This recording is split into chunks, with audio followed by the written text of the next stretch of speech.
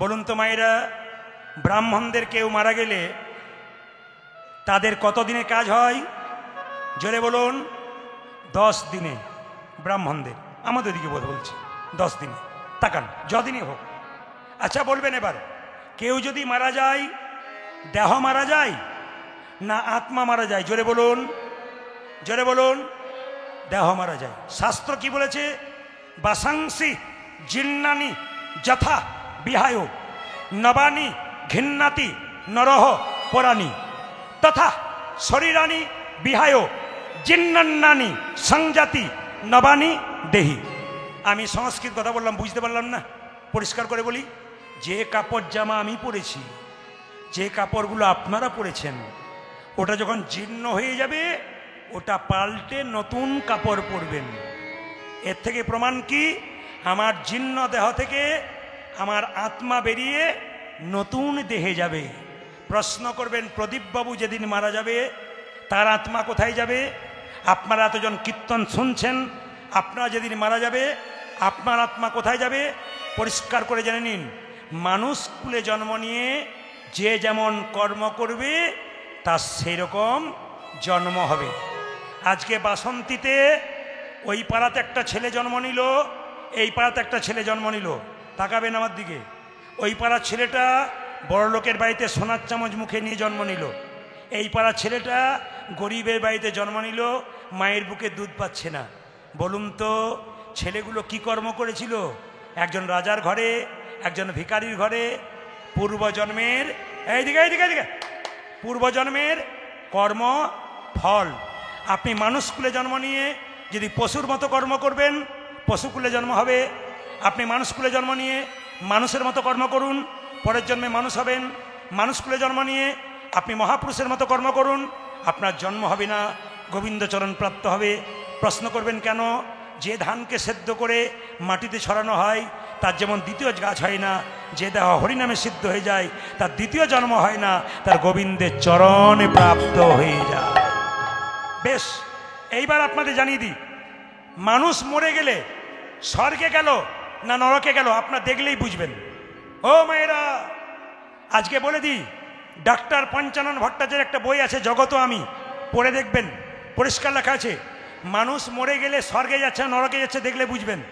আপনাদের বাসন্তীতে কেউ মারা গেল, আপনি দেখতে গেলেন, দেখে গিয়ে দেখলেন মুখটা ভয়ঙ্কর বিভৎস হয়ে গেছে। আপনি কি ভাববেন? লোকটা মরে গেছে, আমার 5 দিন ঘুম হলো না দিদি, মুখটা ভয়ঙ্কর হয়ে গেছে। উনি যাচ্ছেন নরকে। আপনার মৃত্যুর পর যদি আপনি মনে হচ্ছে ঘুমাচ্ছে, লোকে বলবে আগো মেয়েটি মরে গেছে, লোকটি মরে গেছে, যেন ঘুমাচ্ছে। উনি যাচ্ছেন স্বর্গে। জন্ম হোক যথাতথা, কর্ম হোক ভালো। জন্ম যেখানেই নেন না কেন, কর্ম যদি ভালো হয়, মৃত্যুর সময় দেখে নেবেন যারা ভালো ভালো কর্ম করেছে, তাকিয়ে দেখে নেবেন মৃত্যুর সময় মুখটা মনে হবে ঘুমাচ্ছে। আর যারা খারাপ কর্ম করেছে, বদমাইশি করেছে, দুষ্টুমি করেছে, ধর্মকে নিয়ে মারামারি করেছে, অন্যায় করেছে, বিভেদ করেছে, শত্রুতা করেছে, ওদের মৃত্যুর সময় মুখটা তাকিয়ে দেখে নেবেন, মিলিয়ে দেখে নেবেন।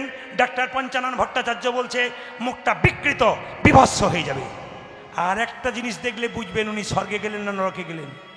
বাসন্তীতে কেউ মারা গেল, বলো হরি হরি বল বলে শ্মশান ঘাটে নিয়ে গেল, লোকে বলে লোকটা খুব কৃষ্ণ ভক্ত ছিল গো, মেয়েটা খুব কৃষ্ণ ভক্ত ছিল। জানবেন ইনি যাচ্ছেন স্বর্গে, দশচক্রে ভগবান। আর যদি কেউ বলে এ বেটা খুব দুষ্ট ছিল, এ বেটা খালি শয়তানি করে বেরিয়েছে, এখানটা জ্বালিয়ে দিয়েছে বেটা, জানবেন ইনি যাচ্ছেন নরকে।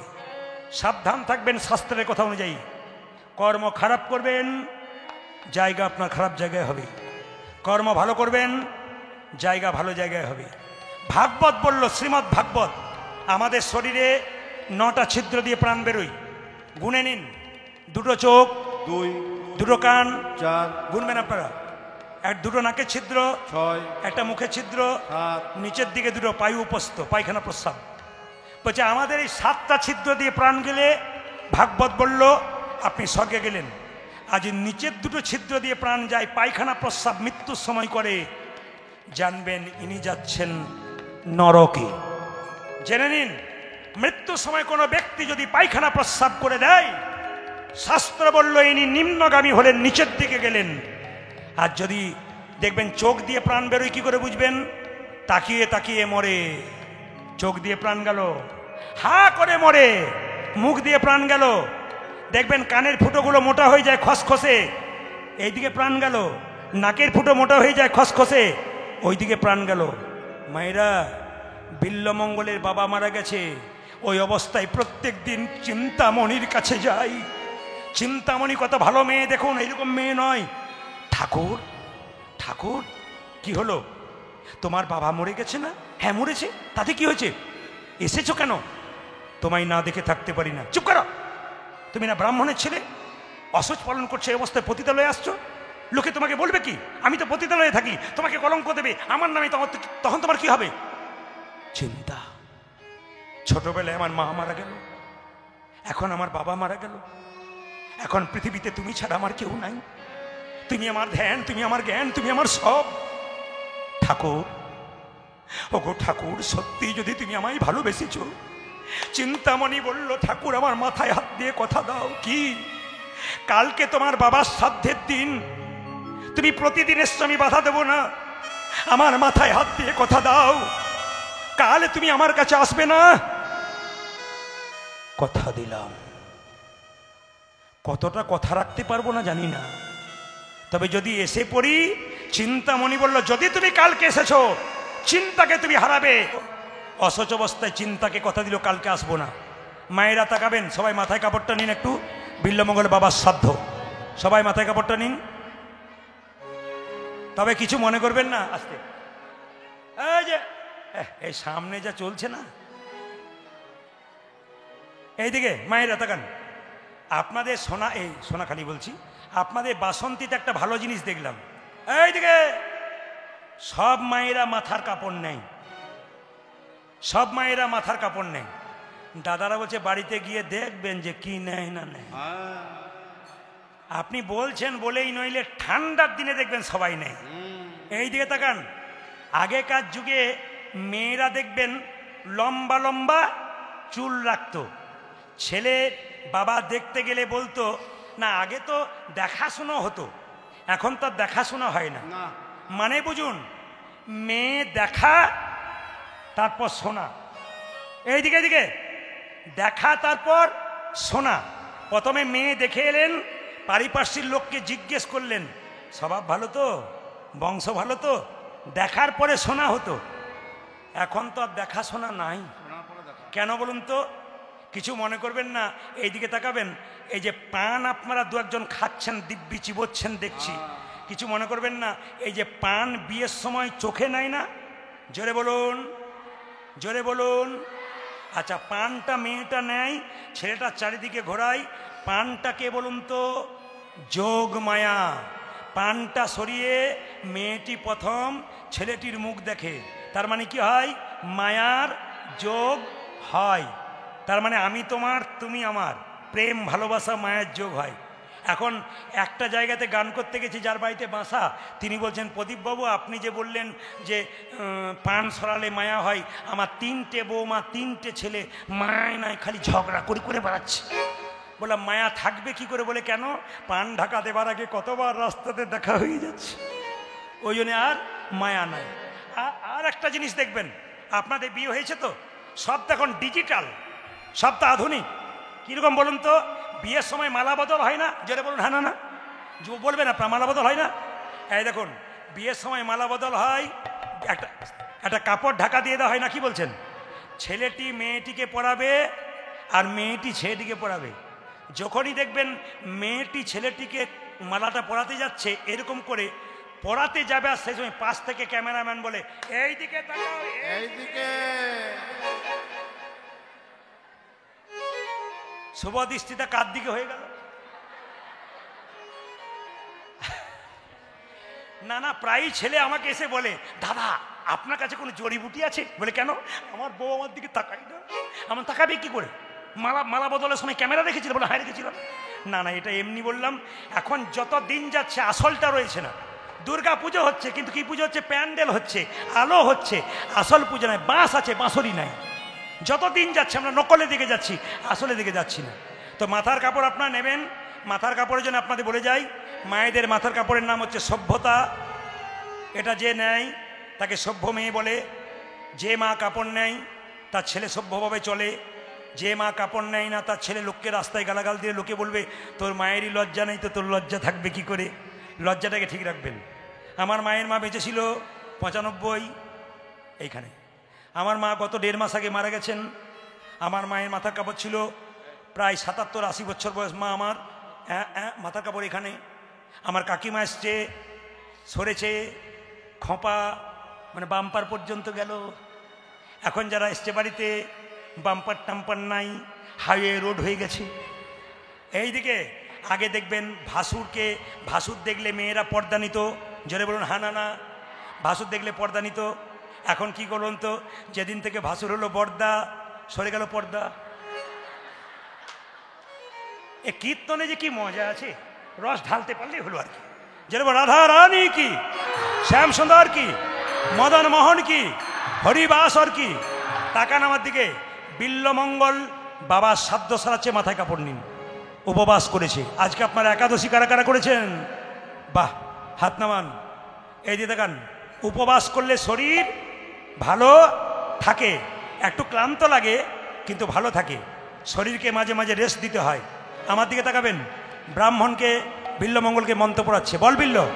নমো বিষ্ণু নমো বিষ্ণু নমো বিষ্ণু নমো বিষ্ণু নমো বিষ্ণু নমো বিষ্ণু নমো বিষ্ণু নমো বিষ্ণু নমো বিষ্ণু নমো বিষ্ণু নমো বিষ্ণু নমো বিষ্ণু নমো বিষ্ণু নমো বিষ্ণু নমো বিষ্ণু নমো বিষ্ণু নমো বিষ্ণু নমো বিষ্ণু নমো বিষ্ণু।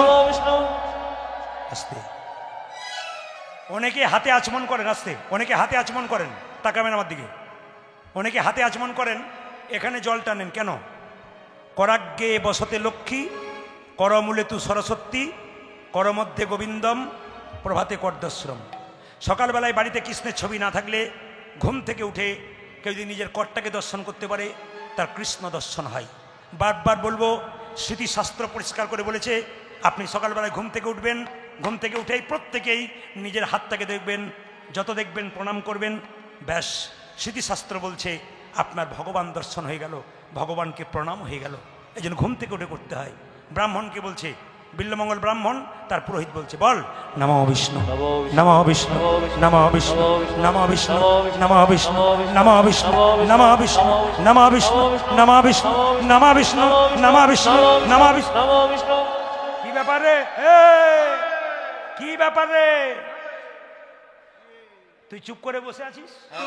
আসলে ব্যাপারটা তা নয়। বিল্লমঙ্গল নম বিষ্ণু বলছে না, চুপ করে বসে আছে। মনটা কোথায় পড়ে আছে? জোরে বলুন, জোরে বলুন। এই যে আপনারা লীলা বুঝতে পারছেন, তার জন্য আমি খুশি। সব জায়গায় বোঝে। কি বলছে? অনেকে ইউটিউবে দেখে প্রদীপ বাবু খালি গল্প করছে, গান কই। সব কিছুই আমরা জানি, শুধুমাত্র ক্যামেরাম্যান কি করে বলুন তো আসল কথাগুলোকে তুলে আপনাদের সামনে ফেস করে কোনো গান বাজনা দেয় না। তাকান আমার দিকে সবাই। বিল্লমঙ্গল বলছে এবার বল নমো বিষ্ণু নমো বিষ্ণু নমো বিষ্ণু নমো বিষ্ণু নমো বিষ্ণু নমো বিষ্ণু নমো বিষ্ণু নমো বিষ্ণু নমো বিষ্ণু নমো বিষ্ণু নমো চিন্তামণি নমো চিন্তামণি নমো চিন্তামণি নমো চিন্তামণি নমো। চুপ কর, রইল তোর বাপের সাধ্য। আমি চিন্তার কথা বলছি নাকি? আমি বিষ্ণুর কথা বলছি, তুই চিন্তার কথা বলছিস? এই দেখ, রইল তোর বাপের সাধ্য, আমি চললাম। মায়েরা, বিল্লমঙ্গল উপবাস ছিল, একদিন চিন্তার কাছে যায় নাই। ভালোবাসা কোন জায়গায় পৌঁছাছে মনে হচ্ছে 1 মাস যায় নাই। রাত্রি 12টার সময় ঘুম ভেঙে গেছে, মনে মনে ভাবছে চিন্তা আজকে তুমি যেতে বারণ করেছো। প্রচন্ড বৃষ্টি, বজ্রপাত, সোনাখালী আর বাসন্তীর মাঝে নদী, কৃষ্ণবেন্না নদীটা ওই রকম। চিন্তামণি ওই পারে, বিল্লমঙ্গল ওই পারে। প্রচুর বৃষ্টি, নদীতে সারাত্রি জল। বিল্লমঙ্গল ঘর থেকে উঠে বলল চিন্তা চিন্তা চিন্তা চিন্তা চিন্তা। বৃষ্টি বাদল মাথায় নিয়ে নদীর এই কিনারায় দাঁড়ালো। চিন্তার জন্য বিল্লমঙ্গল মনে মনে ভাবলো চিন্তা নদীতে এত জল আমি যাব কি করে? তুমি একটা নৌকা পাঠাতে পারতে তো। নৌকা নাই, নৌকা বাঁধা মাঝি নাই। বিল্বমঙ্গল মনে মনে ভাবলো, আজকে সারা পৃথিবীর মানুষকে আমি দেখাতে চাই চিন্তা, আমি তোমায় কত ভালোবাসি। আমার দেহটাকে নৌকা করে আমি নদীতে ঝাঁপ দেব, দেখি আমি তোমার জন্য কতখানি ভালোবাসা দিতে পারি। পৃথিবীর মানুষ দেখলো। সবাই তাকান, বিল্বমঙ্গল নদীতে ঝাঁপ দেবে, যেন পার হয়ে যায়। আপনারা উলুদ ধরে দেবেন, পারে কর হে।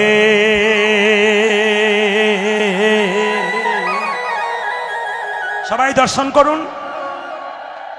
এই সোনাখালী আর বাসন্তীর মাঝে যে নদী, তার চাইতে বড় কৃষ্ণবেন্না নদী।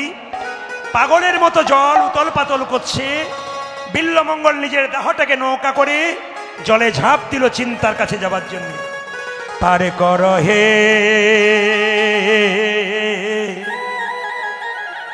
ও হে চিন্তা ধ্বনি, পারে কর হে,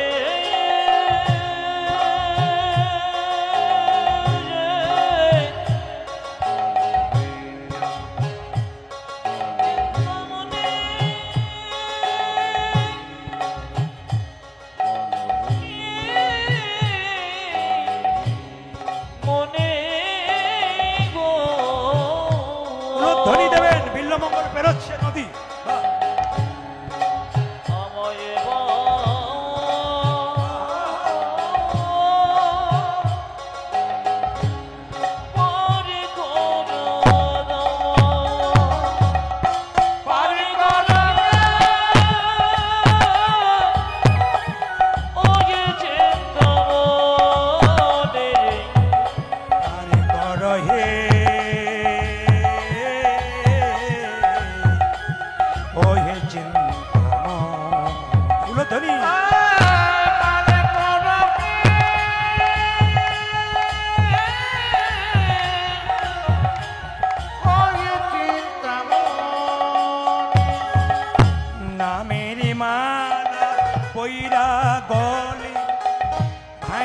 দিলাম দেহ খানি, নামে বলো পয়রা গনে ভাইসা দিলাম দেহ খানি।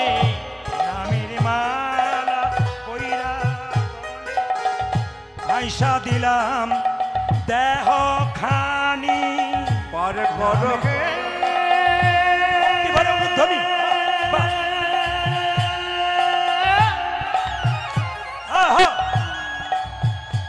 চিন্তামণি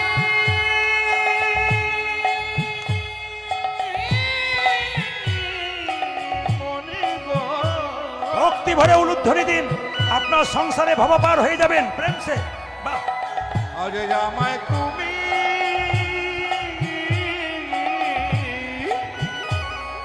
পারে করো,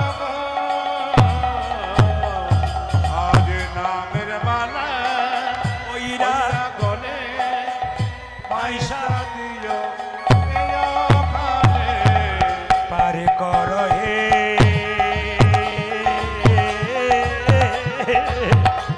ও হে চিন্তাময়।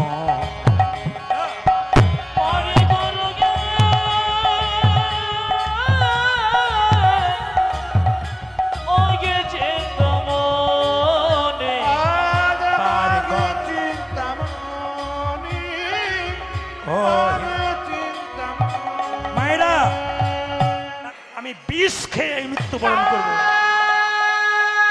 না। চিন্তা, তুমি মরো না। তুমি মরে গেলে আমার পৃথিবীতে কেউ হবে থাকবে না। তুমি মরে যেও না, চিন্তা, তুমি মরো না। চিন্তামণি যেই না বলেছে আমি বিষ খেয়ে মরবো, বিল্বমঙ্গল চিন্তার হাত ধরে ধরে বলল, তুমি চিন্তামণি প্রেমের রমণী, তুমি চিন্তামণি প্রেমের রমণী, তুমি চিন্তামণি প্রেমের রমণী, তুমি চিন্তামণি প্রেমের রমণী, তুমি হও পিতৃ মাতৃ, তুমি চিন্তামণি প্রেমের রমণী, তুমি হও পিতৃ মাতৃ। সন্ধ্যা যাজন তোমারি ভোজন, তোমারি ভোজন,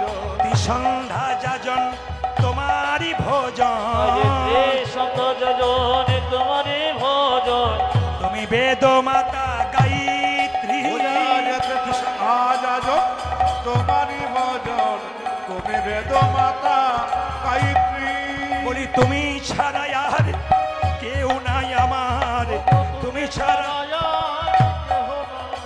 ও যে তুমি ছাড়া আর কেউ নাই আমার, ওগো তুমি ছাড়া আর কেউ নাই ও যে তুমি আমার পিতৃ মাতৃ, তুমি ছাড়া আর কেউ নাই আমার, তুমি আমার পিতৃ মাতৃ বলো তুমি ছাড়া আর কেউ নাই, আমার পিতৃ ওগো মাতৃ তুমি ছাড়া আর কেউ নাই, আমার পিতৃ ওগো মাতৃ তুমি ছাড়া আর কেউ নাই, তুমি ছাড়া আর কেহ নাই আমার তুমি বেদ মাতা গায়ে রে।